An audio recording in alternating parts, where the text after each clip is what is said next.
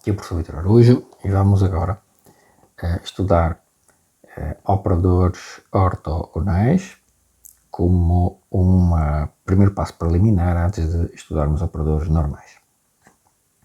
Então, operadores ortogonais e a decomposição polar. Estes operadores estão intimamente conectados com congruências ou isometrias. Então, vamos começar por aqui. Então, nós estendemos para espaços vetoriais euclidianos a noção de congruência da geometria elementar. Então, uma congruência entre duas figuras é uma bijeção de x em y que preserva distâncias, né, para todo o ponto do seu domínio. Bom, isto é o mesmo que faz com uma isometria, não é? Então, o que nós temos é o seguinte: uma congruência num espaço vetorial real é um operador afim, ou seja, ele é da forma B mais AX, com A linear e B um certo vetor fixado. Okay? Bom, observamos o seguinte: porque é que eu coloco aqui real? Bem, notamos que em C a transformação Z e Z barra, Z enviado no seu complexo conjugado, é uma isometria sobrejetiva, mas que não é uma transformação linear nem afim. Okay? Portanto, este resultado não vale em espaços vetoriais complexos, não é linear, não é como operador linear complexo, não é C linear, não é linear num espaço vetorial complexo. Ok, portanto, isto aqui, este resultado, este teorema não pode funcionar em espaços vetoriais complexos. Então, para provar este resultado de linearização de toda a operação, toda a aplicação que seja de uma isometria, para a prova nós vamos verificar que o operador f dado por t menos o t de zero satisfaz a homogeneidade, satisfaz que lambda de f de x menos f lambda de x é sempre o vetor nulo e que fx mais y menos f de x menos f de y é sempre o vetor nulo. E vamos mostrar isso calculando o quadrado das normas, okay? Para todos os x e y vetores e lambda escalares. Okay? E segue, portanto, a linearidade f. Okay? A partir daí nós temos que a aplicação de t passa a ser t0 mais f de x e o f de x sendo a vezes x para alguma aplicação linear a. Isso conclui a prova do resultado, uma vez que a gente prove, né, que aquelas normas ali em cima são nulas. Vamos usar o seguinte: vamos usar que a distância de f de, x, de t de x a t de y, que é a norma de t de x menos t de y, okay? Isto é a mesma coisa que f de x menos f de y, porque este t de zero, né, é cancelado. Okay? E, em particular, né, pois a distância do t de x até t de y é a distância de x e y, por definição, e isto pode ser descrito como o módulo de x menos y. Ora, como a norma é dada pelo produto interno, nós obtemos desta relação que f de x menos f de y, produto interno f de x menos f de y, é igual ao produto interno de x menos y com o produto interno de x menos y. Então, basta pegar nestas relações e levar ao quadrado. E traduzir em termos de produto interno. Ok? Traduzindo agora isto, né, expandindo os produtos internos, aplicando a bilinearidade do produto interno real, nós obtemos esta identidade, né? E como nós sabemos que o f de x quadrado, que é este f de x, é a mesma coisa que f de x menos f de 0, porque o f de 0 é 0, né? E isto, portanto, é a mesma coisa que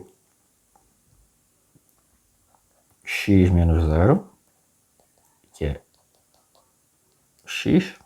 Então, nós sabemos, olhando o quadrado disto, que f de x vezes f de x é igual a x por x. Okay? E, analogamente, f de x menos y é igual a y vezes y. Então, esta identidade, né, implica, o facto de isto ser igual, implica que, cancelando os termos que nós já sabemos serem iguais, implica a identidade destes dois.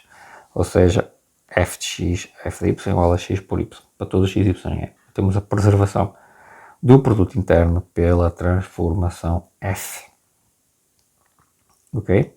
Reparem que nós aqui ainda não usamos grafo linear, não usamos nada, só para provar que é linear, e usamos apenas grafo de 0 a 0, que é por construção da F. Okay? Então, para a primeira identidade que nós precisamos calcular, nós vamos traduzir isto deste jeito, usando o produto interno, ok? E abrimos, portanto, usamos as propriedades da bilinearidade do produto interno para obter esta expressão que temos aqui, ok? E isto se traduz deste jeito, isto se traduz deste jeito. Isto aqui nós pomos o lambda, usamos a bilinearidade aqui, certo? E agora a preservação do produto interno nos permite traduzir isto deste jeito, o fx, f lambda de x é x lambda de x, e a invariância da norma, não é? Pela f, que nós vimos já no slide anterior, nos permite traduzir estas expressões deste jeito. Não é? Bom, mas isto agora é a mesma coisa que 2 vezes o lambda ao quadrado vezes a norma de x quadrado, e isto aqui é, passando este lambda para fora, 2 vezes lambda ao quadrado vezes x, aqui x, né? Logo, né, isto aqui é zero, né? Isto é a mesma coisa, pela definição da norma como produto interno. Concluímos então que f igual a f de x para todo x, tudo lá, né? Então, aqui só observar, nós usamos isto aqui, né, pela preservação do produto interno. Ok? Bom, falta agora usar trabalharmos na segunda identidade. A segunda identidade vai se traduzir deste jeito, usando o produto interno, e agora fazemos, né, os produtos e vamos simplificar. Este simplifica para cá pela preservação do produto interno, né? Este aqui a gente abre de novo, né, e simplificamos. Okay? E estes aqui nós traduzimos do jeito habitual, usando a invariância do produto interno, e no final, ao trabalhar com estes produtos, né, abrindo e cancelando, né, nós vamos obter, cancelando, etc., obtemos esta expressão, que é exatamente, de novo, zero. Assim, concluímos que f é necessariamente linear, e isso completa a prova deste resultado, que nos garante a linearidade de toda a isometria que fixa a origem, portanto, toda a isometria é uma aplicação afim. O que são matrizes ortogonais? Uma matriz diz-se ortogonal ou unitária se as suas n colunas formam um conjunto ortonormal.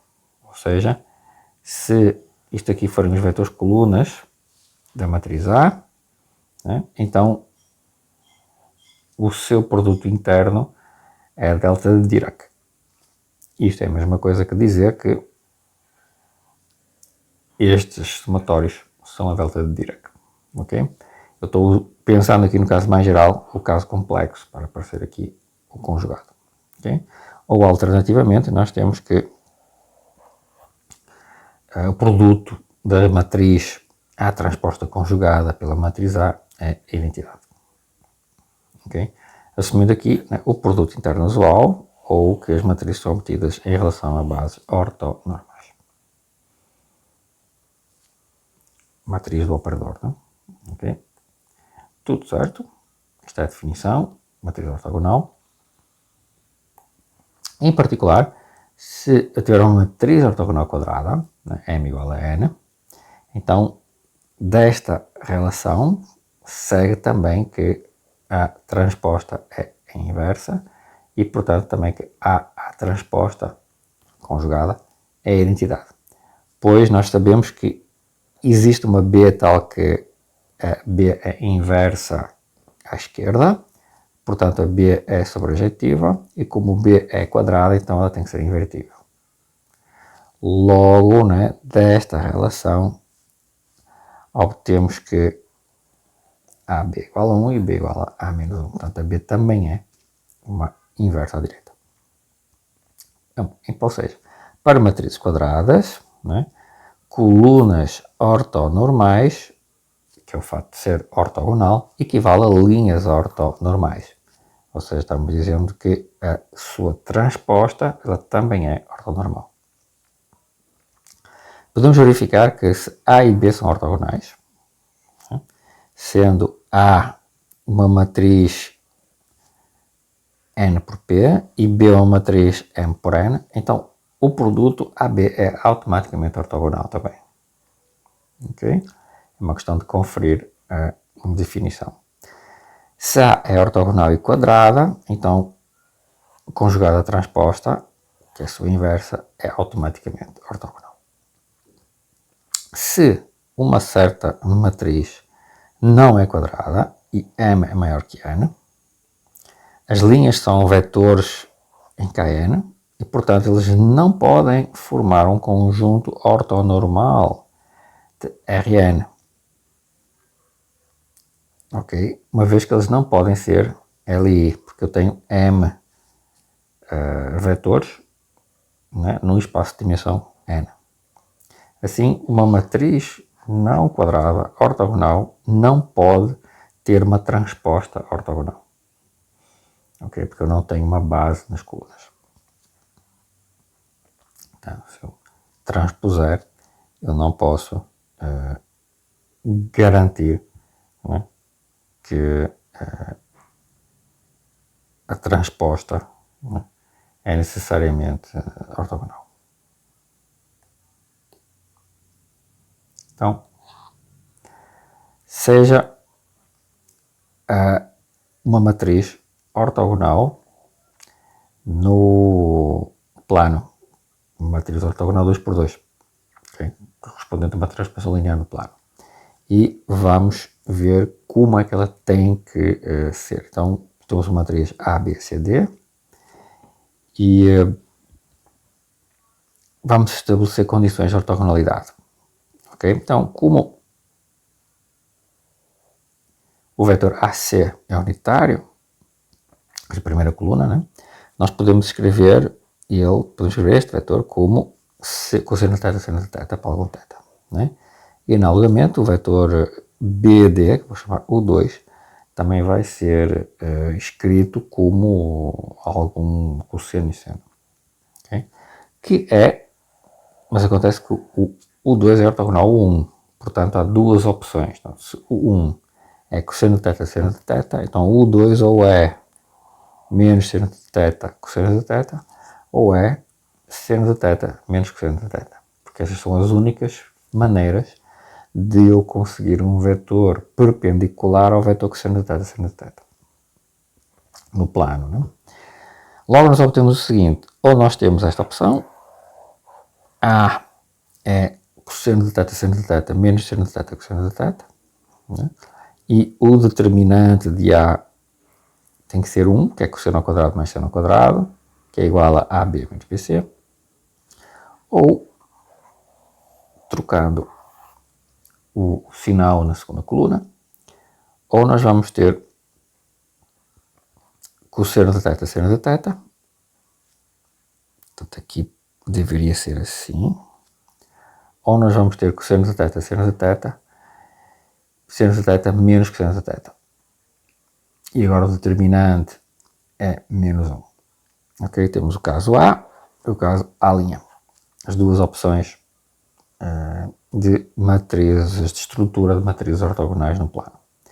Então, a matriz A' claramente é simétrica, portanto corresponde a um operador autoadjunto, com este polinómio característico, portanto, os seus autovalores são mais ou menos 1, né? E ela vai ter uma base ortonormal de autovetores que satisfazem esta relação. Um deles vai ser fixado, correspondente ao autovalor 1, e o outro é invertido, troca o sinal, correspondente ao autovalor menos 1. Então, esta matriz representa o quê? Representa uma reflexão em torno do eixo V1, em torno do eixo do autoespaço dado pelo autovalor 1, que esse autovalor é fixado, né? E o resto é trocado de sinal, o resto que é ortogonal é trocado de sinal, então está refletindo os vetores no eixo dado pelo autoespaço correspondente ao teu valor 1. Portanto, é uma reflexão em torno deste autoespaço. Este aqui é 1. Okay? Muito bem. Temos uma das opções, né? E a outra opção. No caso da opção A, nós vamos ter este polinômio característico, que não tem raízes reais, em geral, né? A não ser quando θ é igual a kπ, né? E nesse caso nós temos que o cosseno de θ é 1, né? E obtemos lambda menos 1 ao quadrado, e portanto temos raízes reais 1. Mas neste caso é fácil de ver que, né, a matriz é nada mais do que a identidade. Em geral, né, quando nós não temos uma matriz simétrica, temos uma matriz de rotação. Okay? Concluímos então que uma matriz ortogonal 2x2 pode ser ou uma matriz de rotação, neste caso, ou uma reflexão em torno de uma reta, no caso anterior, ou a identidade. Okay? Em qualquer dos casos, nós temos uma isometria linear. Um novo exemplo de matriz ortogonal, matriz de passagem entre duas bases ortonormais. Dadas duas bases ortonormais no espaço fatorial real, então o complexo, de fato, a matriz de passagem de uma para a outra, de uma base para a outra, tem que ser ortogonal ou unitária, se for um espaço fatorial complexo. Porquê? Bom, nas coordenadas de uma das bases, nós temos que o I vai para V, para I de 1 até N. Portanto, isso significa que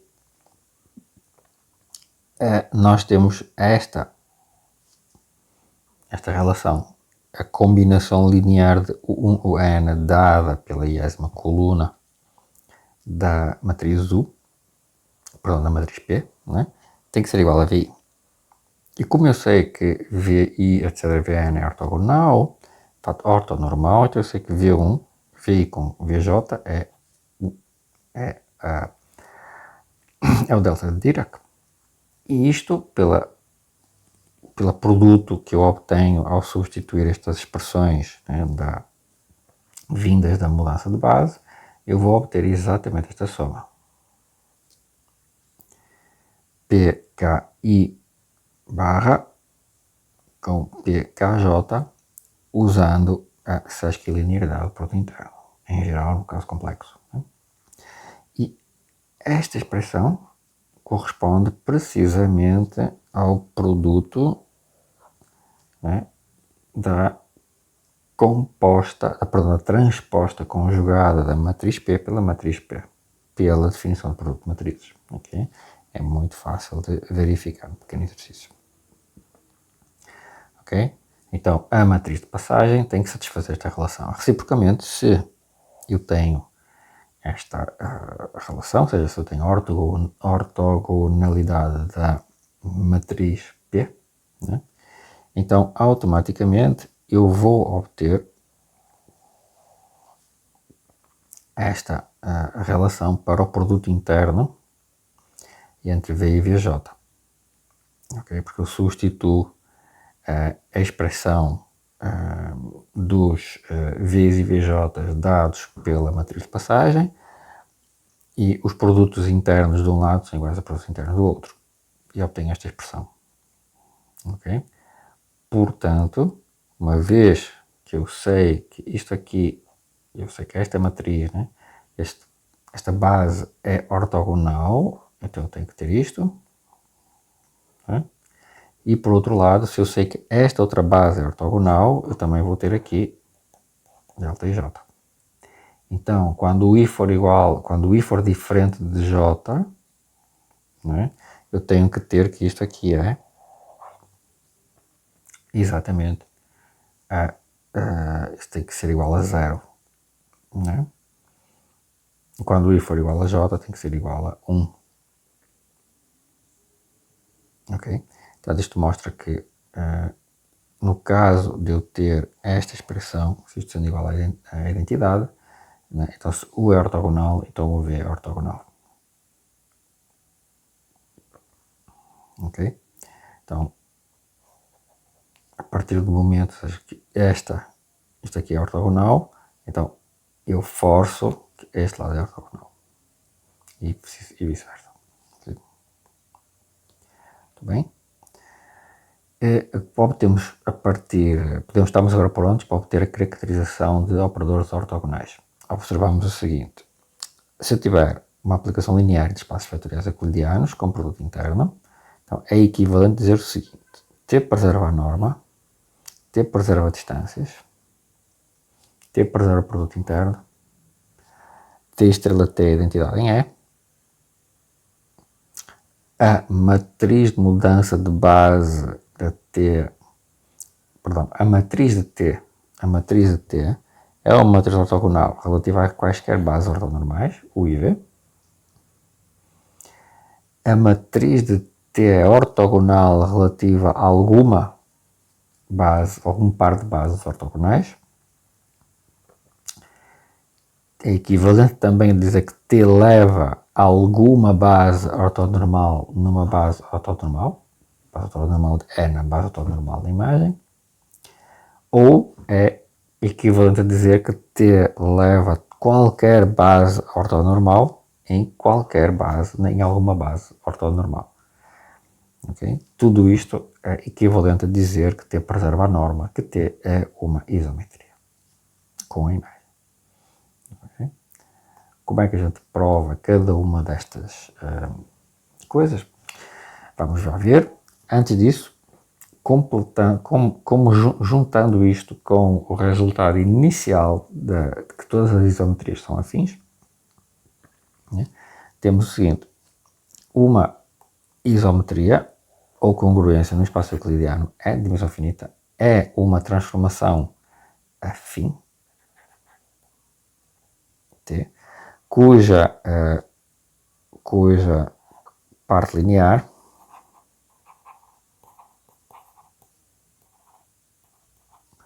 na base canónica é uma matriz quadrada ortogonal. Ok? Porque são, pelo que nós vimos, né, as isometrias lineares, pelo teorema anterior, têm que ser matrizes ortogonais.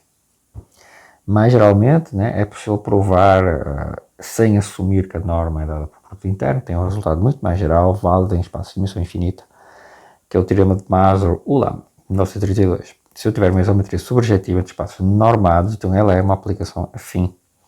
Existe um operador linear que leva isto aqui, né?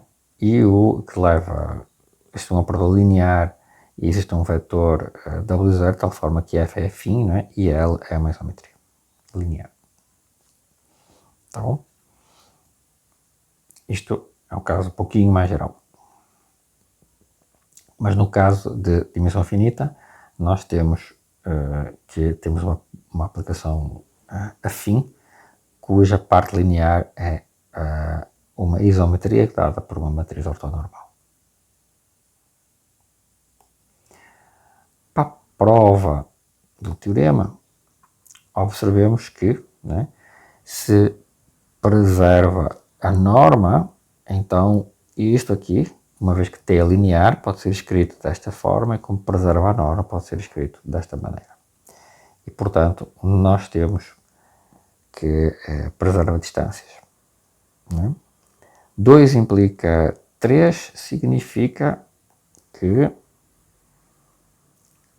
se preserva a distância, então preserva o produto interno. Bom, nós já vimos isso, basta usar a identidade de polarização de fato para obtermos a preservação do produto interno. Se ela preserva o produto interno, então T estrela T é a identidade. Bom, basta observar que se ela preserva o produto interno, então eu posso escrever T estrela T U vezes V para todos os I vezes em E. Logo, né, T estrela de U, né, tem que ser igual a U, porque esta identidade para todo o V garante que T estrela T U é U. Okay? Esta propriedade, por outro lado, garante que se eu tiver duas bases ortonormais de F, duas bases ortonormais, né? Então a passagem de uma para a outra, perdão, são duas bases ortonormais de F, né? Então a matriz de uma vezes a matriz da inversa tem que ser a identidade, a matriz do dual, né? Do operador adjunto. Então, T estrela T igual a identidade garante que isto aqui é a identidade. E, portanto, eu estou enviando bases, né? Estou tendo a propriedade de 4 implica 5, ou seja, a matriz é ortogonal em relação a bases ortogonais. Okay? Ortonormais, perdão. Depois, se isto acontece, então ela tem que ser ortogonal em relação a algumas bases. Bom, de fato, se eu tiver duas bases ortonormais, então a imagem dos elementos da base são vetores com coordenadas em V, dadas por colunas de uma matriz ortogonal, logo são ortonormais. Okay? Então a imagem de uma base ortonormal é um conjunto ortonormal. Se eu tiver uma certa base ortonormal de E e uma base ortonormal fixada em E, né? E se eu tiver uma matriz de passagem de W para U, nós sabemos que a P é ortogonal. Então, se Z for a imagem de uma base ortonormal de E, né? Então o TWI vai ser esta expressão, né? E o T de UK eu já sei que é uma família ortonormal. Ok? Bom, então o que é que a gente pode concluir? Portanto, o produto interno TW e TWJ passa a ser igual, né? Eu substituo as expressões anteriores e obtenho que é ΔJ e, portanto, o Z é um conjunto ortonormal. Ou seja, toda a base ortonormal é enviada numa base ortonormal. Né? E, finalmente, se isto acontece, toda a base ortonormal é uma base ortonormal, então eu tenho uma preservação de distâncias. Portanto, se eu for uma base ortonormal, vamos escrever um vetor geral com combinações lineares da base ortonormal, portanto a sua norma é dada por o quadrado dos coeficientes, a soma de quadrados dos coeficientes, a sua norma quadrada, né? Portanto, como isto aqui é um conjunto ortonormal por hipótese, então a sua imagem vai ser a combinação linear, né, dos elementos da base da imagem, mas como aquilo é um conjunto ortonormal, isto passa a ser o quadrado dos alfeixes somado, e já sabemos que isto aqui é a norma do O quadrado. Resulta que ele preserva as normas. Né? E termina a prova do teorema, provamos todas as implicações.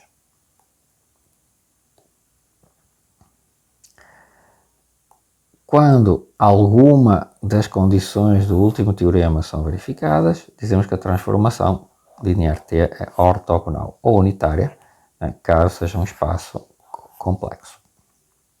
Em particular, se T é um operador ortogonal, então o seu dual é o seu inverso.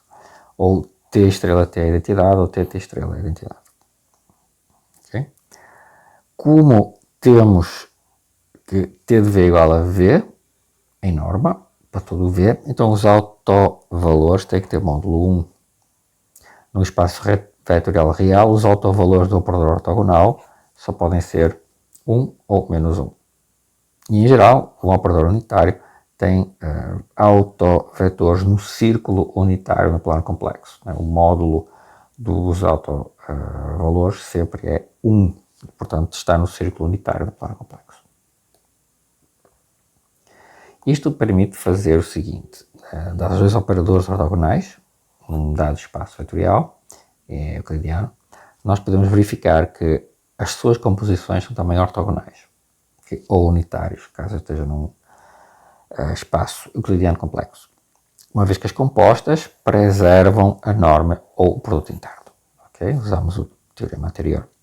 Portanto, isto se traduz no seguinte: conjunto ON dos operadores de Rn e Rn ortogonais relativamente ao produto interno padrão é um grupo com a operação de composição de operadores. E podemos ver como um grupo de matrizes em relação à operação de multiplicação de matrizes. Okay? Isto é conhecido como o grupo ortogonal. Okay? Podemos defini-lo deste o conjunto das matrizes tais que a transposta vezes a própria matriz é igual à identidade. Okay? Analogamente, se eu olhar para este grupo no caso complexo, isto aqui é o grupo unitário de matrizes complexas unitárias, correspondente à família de operadores unitários, num espaço vetorial complexo de dimensão finita. Isto também é um grupo, né, de operadores, um grupo de matrizes, um subgrupo de fato do grupo de todas as matrizes invertíveis.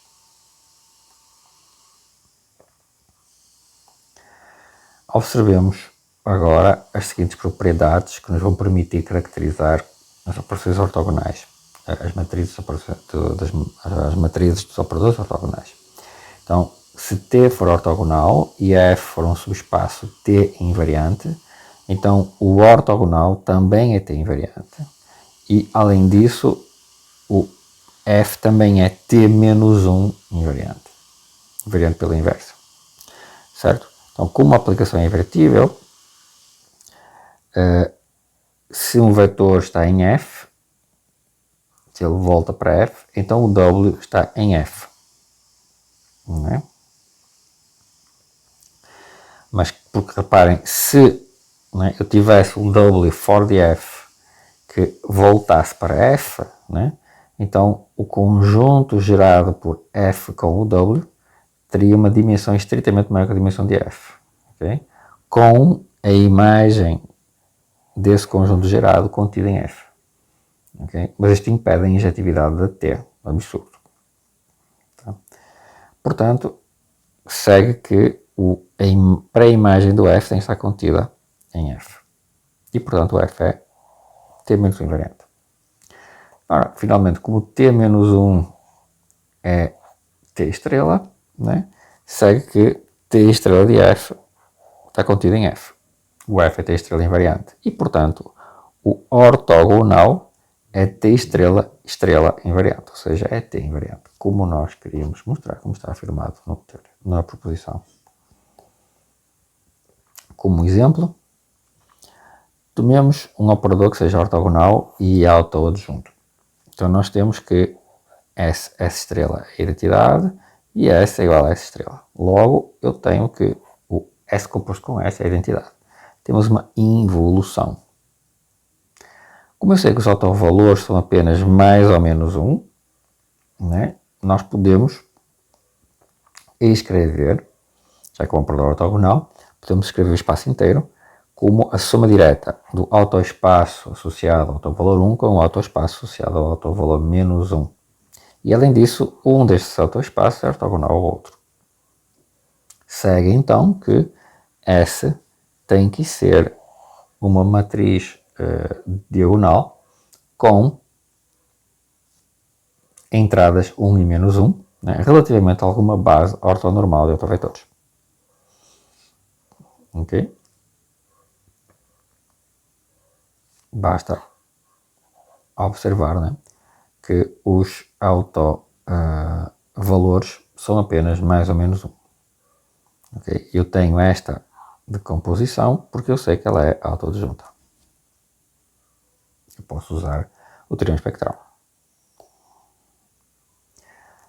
Podemos agora obter a forma canónica de uma matriz ortogonal, de um operador ou de uma isometria, uma isometria linear. Se eu tiver um operador ortogonal num espaço vetorial euclidiano real de dimensão finita. Então existe uma base ortonormal relativamente à qual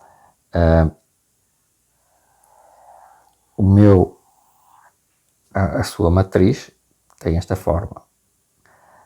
É uma matriz diagonal, numa certa base ortonormal, uma matriz diagonal com entradas na diagonal 1 ou menos 1, ou ou matrizes de rotação 2x2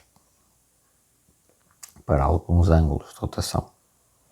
Porquê? Bom, os autoespaços E1 e E-1 são invariantes, porque são os possíveis autovalores os possíveis autovetores de T, né? Eles são invariantes, e a soma do E1 com o E-1 também é invariante. Mas sabemos que o F ortogonal também é invariante. Só que em F ortogonal, o nosso operador T não tem autovalores nenhum nem -1, que eu já coloquei todos esses autovalores nos primeiros autoespaços e tomei o ortogonal. Portanto, o T restrito ao F ortogonal não tem autoespaços invariantes de dimensão 1. Eles teriam que ter autovalor 1 ou -1, eu já os eliminei. Logo, tem que ter algum espaço invariante G de dimensão 2. Porque todo operador tem que ter um autoespaço invariante de dimensão 1 ou dimensão 2, quando eu tenho um corpo real complexo. Bom, mas o T restrito a este espaço invariante de dimensão 2 é ortogonal. Okay? Agora, nós já vimos que então existe uma base ortonormal para G, onde o T restrito a G tem que ser uma matriz de rotação para algum ângulo, pelo que já vimos sobre operadores ortogonais em R2. Ok? Certo? Porque senão eu teria que ter, né, a outra opção é ter autovalores 1 a -1. Então observamos agora que se eu olhar de novo o ortogonal do F com o G, né, é novamente invariante, né, e sem autovalores. Sem autovalores 1 ou -1. Logo, também admite algum subespaço invariante de dimensão 2, ou é o espaço nulo. Né? Então, prosseguindo desta forma, obtemos uma base ortonormal de F ortogonal que vai ser, né, dada por uma certa coleção finita de rotações. Okay? Então, nós já sabemos que todos estes autoespaços são ortogonais, né? E podemos, portanto, achar bases ortonormais para o E1, bases ortonormais para o E-1 e completar a base ortonormal do F ortogonal para obter uma base ortonormal de E e a expressão de T como enunciado de teorema, completando a prova. Okay?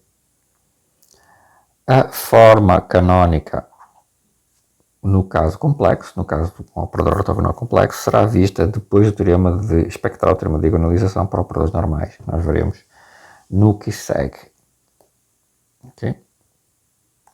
No outro vídeo. Num espaço vetorial euclidiano real de dimensão ímpar, né, automaticamente todo operador ortogonal tem que ter um autovalor 1 ou -1. É um corolário imediato desta estrutura. Né? Porque ele tem a dimensão ímpar, eu não posso ter uma coleção finita de operadores de rotação cujos espaços invariantes preenchem todo o espaço. Né? Como exemplo, tomemos em R3 um operador ortogonal que não é a identidade, né? Nem é menos identidade.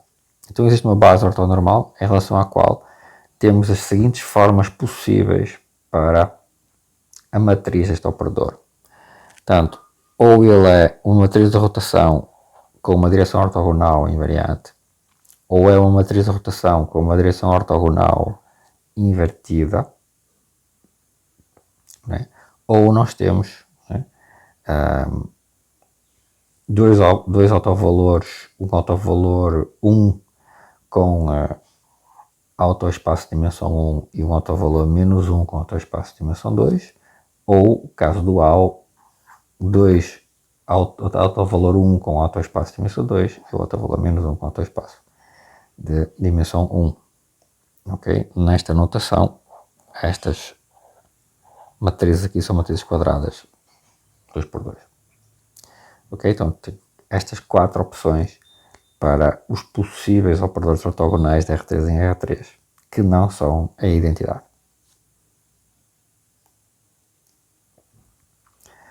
Podemos agora usar a decomposição ortogonal para obter a chamada decomposição polar de um operador linear geral.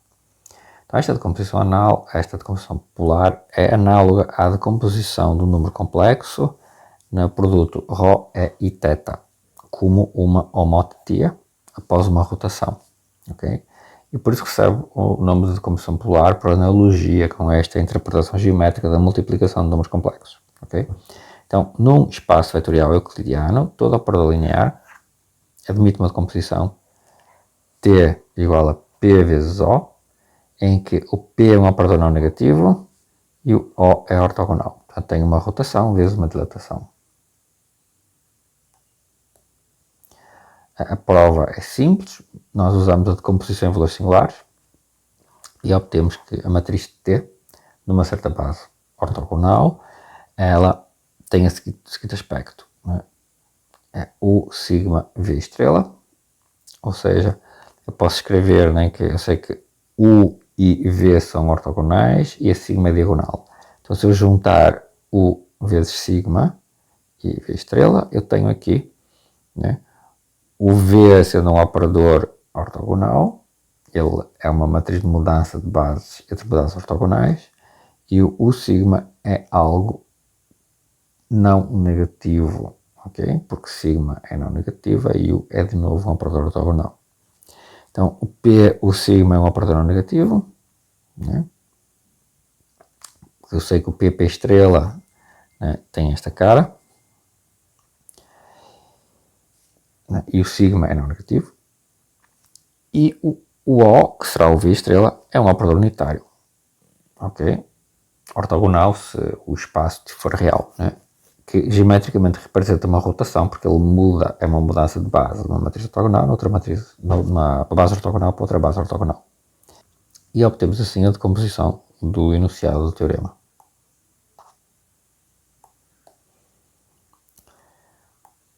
Porquê é que a decomposição polar é única? Bom, se a T for invertível, né, então a decomposição é única. Porquê? Porque eu vou poder exprimir cada pedaço de decomposição polar de maneira única. Então, se eu tiver esta decomposição polar com T invertível, então primeiro o P tem que ser invertível e, portanto, o P tem que ser um operador positivo, okay? Porque ele é não negativo e invertível. E temos também que o dual vai ser o O estrela com o P estrela. Portanto, o TT estrela, que vai ter esta expressão, vai ser a mesma coisa, uma vez que O é um operador ortogonal, né? Isto aqui é a identidade, portanto fica com P vezes P quadrado. E, portanto, o P vai ser a raiz quadrada do TT estrela. Isto é definido unicamente. Olha, já que o T é invertível. Tá? P está definido unicamente. Finalmente, se eu tenho o P, né? Então eu consigo obter o O. O O é P menos 1 de T. Portanto, se T é invertível, então o P é a raiz quadrada da θ estrela. É a raiz quadrada positiva, né, de um operador simétrico. E o O é o P menos 1 vezes T. Isto fica unicamente definido e, portanto, a decomposição polar está bem definida de maneira única quando o T é invertível. Próximo vídeo trataremos dos operadores normais do seu teorema espectral.